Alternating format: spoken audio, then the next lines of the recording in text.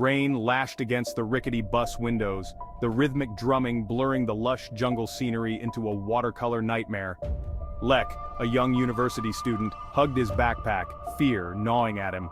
He'd missed the last train to Chiang Mai, a foolish mistake, and now found himself on this ramshackle night bus, the only option left.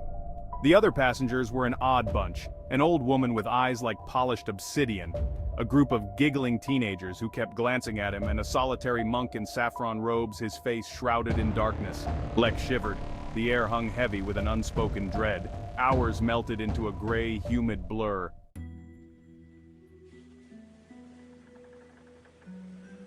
Lek jolted awake as the bus lurched to a stop. The driver, a wiry man with a missing tooth, spoke in broken Thai.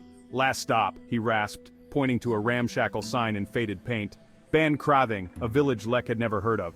Panic clawed at Lek's throat. No phone signal, no other passengers disembarked. Just the chilling silence of the jungle pressing in. He protested, but the driver's smile was cold, devoid of warmth. "No choice, friend. Stay or be eaten." Lek swallowed his fear.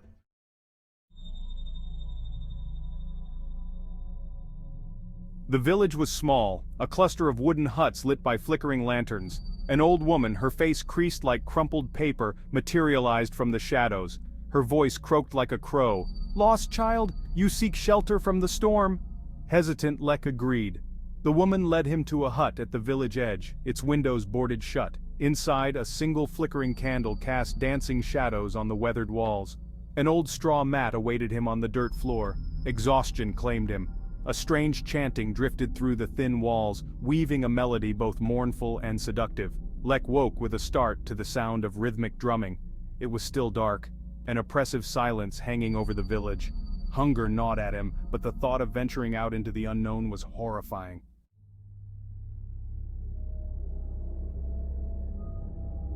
Just then, the old woman entered, bearing a steaming bowl. The smell was strangely familiar, almost sweet, but Lek's stomach growled in protest. He took a hesitant bite. The taste, acrid, metallic, sent a wave of nausea through him. "Eat, child," the woman cackled, her voice echoing in the cramped hut. "It nourishes the soul." Terror prickled Lek's skin. He looked into the bowl. Floating in the broth were teeth. Human teeth, dozens of them, gleaming white in the dim light. Some worn smooth, others grotesquely sharp.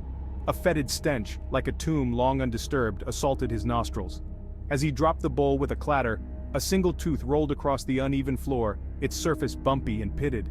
Lek's mind raced. Legends of the Phi Tai Hong, vengeful ghosts with an insatiable hunger for the living, flickered in his memory.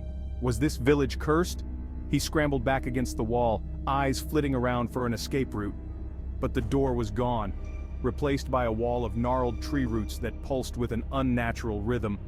The chanting grew louder, closer. Lek stumbled back, heart hammering against his ribs.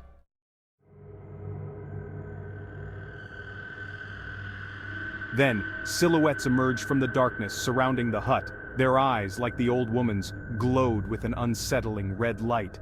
Lek screamed, but the walls seemed to absorb the sound. A cold hand clamped over his mouth. The old woman's voice, a hiss in his ear, sent shivers down his spine.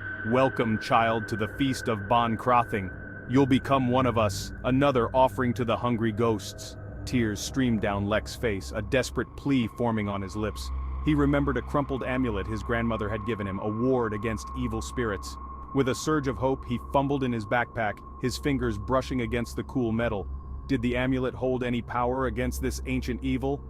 Or was Lek destined to become another lost soul, forever trapped in the clutches of Ban Krathing?